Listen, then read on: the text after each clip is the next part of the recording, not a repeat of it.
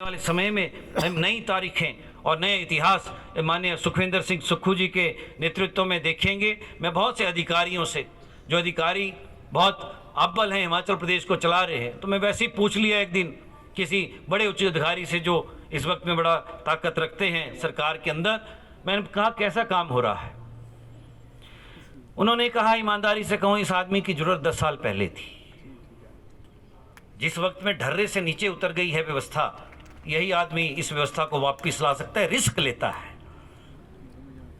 ताकत है, ताकत पहले वालों के पास भी है, लेकिन रिस्क लेता है। ये नहीं सोचता कि जनता इससे क्या फर्क पड़ेगा, पहला इंटरेस्ट सरकार का, स्टेट का देखता है। बहुत सी शांता कुमार जी पहले मुख्यमंत्री हुआ करते थे, हमने तब बहुत छोटे थे। और मैं आपको एक अपना छोटी सी बात बताऊं, यहाँ भाषण हुआ उनका सरकार घाट के बाजार में।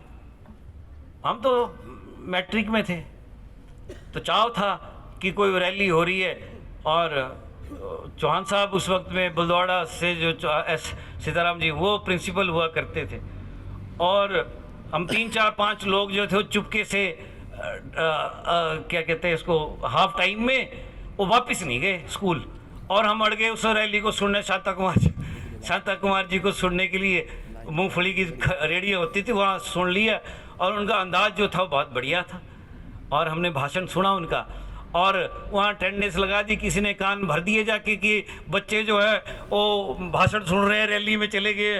तो सख्त थे थोड़ा चौहान साहब, और उन्होंने लिस्ट बनवा दी। फिर पता लग गया कि तुम्हारी तो लिस्ट बन गई, तो हिम्मत नहीं रही जाने की। फिर तो बोले जाना ही नहीं है, अब तो जाना ही नहीं है स्कूल में। तो वहीं स्कूल के ऊपर की तरफ को बैठ के अपना टाइम पास किया, और 4 बजे घर चले गए। सुबह मॉर्निंग असेंबली में नाम हुआ, और पुट्ठे हाथ, उल्टे हाथ में जो डंडे पड़े मॉर्निंग असेंबली में, उनका नाम हुआ। हमने कहा बहुत बढ़िया हो गया। तो शांता कुमार जी के भाषण सुनने के लिए उल्टे हाथ में डंडे खाए, तो आप समझ सकते हो उस आदमी को कैसे भूलते हम। और उनका जो पहला बयान हमें याद था वो था कि भारत सरकार से रॉयल्टी नहीं मिली। हिमाचल प्रदेश की जो पानी था, हिमाचल प्रदेश के पानी को इस्तेमाल किया, राजस्थान की खेती हुई, हरियाणा की खेती हुई, पंजाब के अंदर खेती हुई, हरित क्रांति हुई, धान बीजा गया, गेहूं बीजा गया, वही गेहूं वही धान आज हमारे डिपुओं में आकर हम खाते हैं, वही धान। लेकिन बीजा कैसे गया? पानी तो हिमाचल प्रदेश की नहरों से, हिमाचल प्रदेश की नदियों से पानी जो था कैनल के माध्यम से वहाँ पहुँचा। हम लोगों का बिजली पैदा होकर वहाँ पहुँची, उस तरफ को ट्रांसफ़र हुई। रॉयल्टी के तौर पर हिमाचल प्रदेश को कुछ नहीं मिला। और मुझे दुख है, पिछली सरकारों ने 4% के ऊपर MOU साइन किए, चाहे BBMP से किए, चाहे दूसरी कंपनियों से, सरकारी कंपनियों से किए। माननीय मुख्यमंत्री अब कहते हैं कि 12% हिमाचल प्रदेश